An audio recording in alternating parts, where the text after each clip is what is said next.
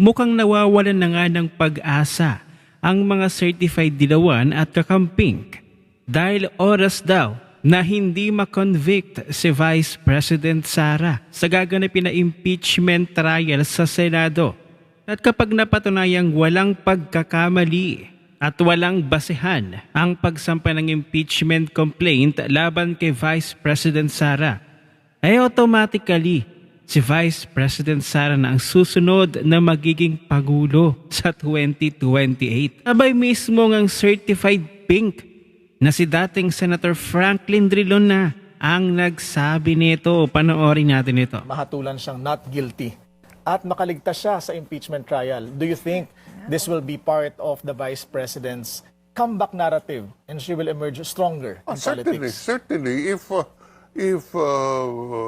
kung ang desisyon ng Senado ay wala siyang pagkakamali, walang basihan yung kanyang ang pagsampa ng impeachment complaint, tapusan po ang boxing, siya maging sunod na Pangulo. Ay! What a fearless forecast. Yes. Well, kahit pa paano itong isang kakamping na si Franklin Drilon ay may sense naman pala ang kanyang utak. Nag-function pa naman pala ang kanyang utak, ano? Kahit siya na isang pink ay aminado na talagang napakalakas ni Vice President Sara. Kaya nga pilit siyang pinapatalasik sa kanyang pwesto dahil alam nila na wala nang makakatalo pa kay VP Sara sa 2028 elections. Kasi naman, wala naman talagang basehan para sampahan ng kasong impeachment si VP Sara dahil ng mga aligasyon sa kanya ay gawa-gawa lamang. At speaking of fake news, nagawa-gawa din ng mga kakamping. Etong si Jesus Falsis ay siniraan na naman ng kapatid ni Vice President Sara na si Congressman Pulong Duterte. Abay ang gumuhong tulay sa Davao City na nagkakahalaga ng hundreds of millions ang tulay na ito. Abay sinisi na naman kay Congressman Pulong Duterte. Pero ang katotohanan, ano nga ba talaga? Ito kasi ang post ni Jesus Falsis. OMG! Yung viral na gumuhong Kalawa-Mandog Bridge sa Davao City ay worth hundreds of millions pala. 184,588,193.30 million to be exact.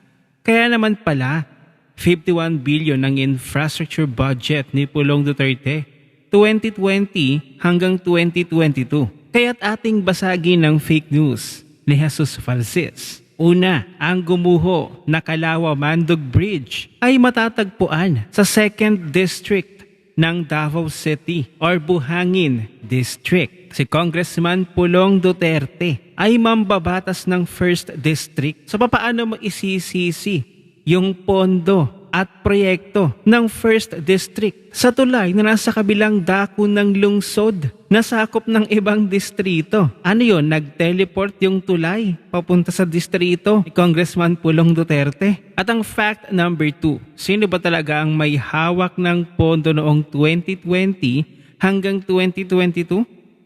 Gaya ng sinasabi sa post ni Jesus Falsis. So sa post ni Jesus Falsis, ginamit niya ang year 2020 hanggang 2022 para ipilit na ikonekta kay Congressman Pulong Duterte. Pero ang totoo, ang 2nd District ay hawak ng pamilyang Garcia sa loob ng mahigit 30 taon bago pumasok ang mga Duterte rito.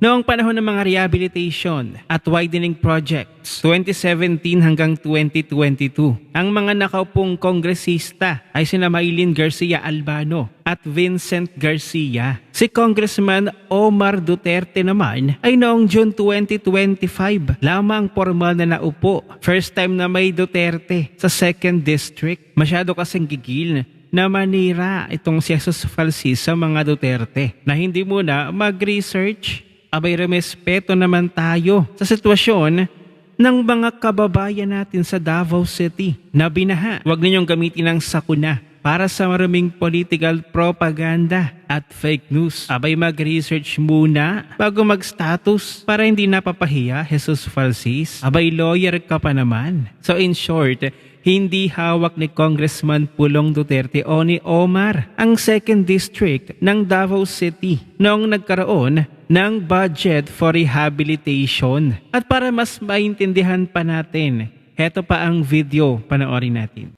Tumira si Attorney Falls Sis. False. Ito, bobo ang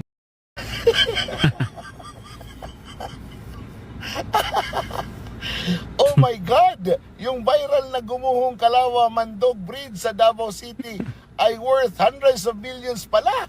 184, 588, 193 million to be exact. Kaya naman pala, 51 billion ang infra budget ni Pulong Duterte 2020 to 2022. Ulol. Second district yan, manay. Ayan o. Ayun nga. Ang May location contract. yan, second district. May 2017 yan. Ginawa. Ang bubo. Gusto kumita kay Meta ng marami. Kahit ano na lang ang isusulat. Mayaman ka naman na, di ba? Ba't gagawa ka pa ng fake news? Ang hilig mo mag-akusa ng fake news eh. Ikaw yung falsis. Siya naman pala.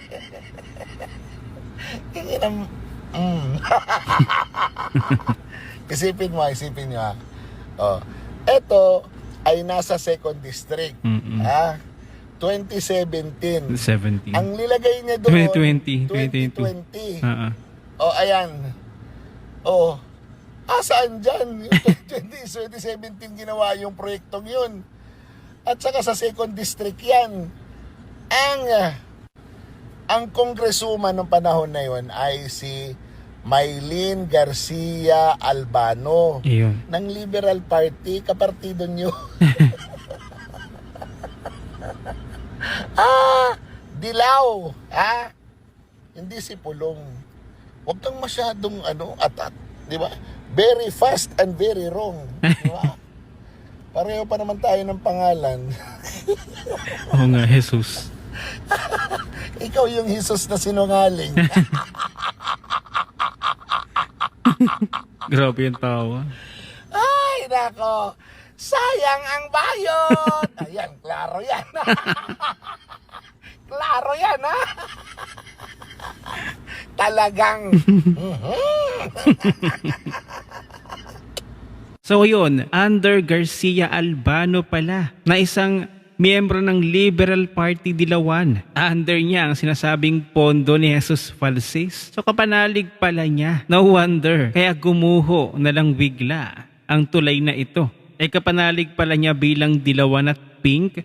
Tapos isisisi na naman sa mga Duterte ang kapalpakan nila.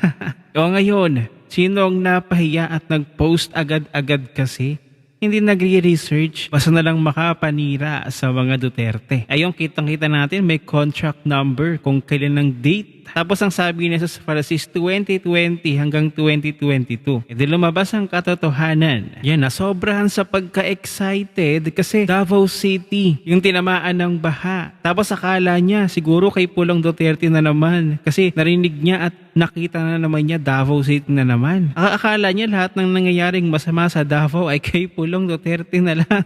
At base sa akin nakita dito sa post ni Jesus Falsis, abay nag-off ng comment section. So ano yun, guilty ka na ang iyong pinost ay paninira sa mga Duterte? Kaya't sa inyong palagay, makakonvict kaya si VP Sara sa darating na impeachment trial? O makasurvive kaya siya at hindi siya makonvict at mapatarasik sa kanyang pwesto? Ano ang inyong opinion? I-share mo na ang video na ito. Mag-iwan ng comment at lagyan sa ibaba at magkita-kita ulit tayo sa susunod na video.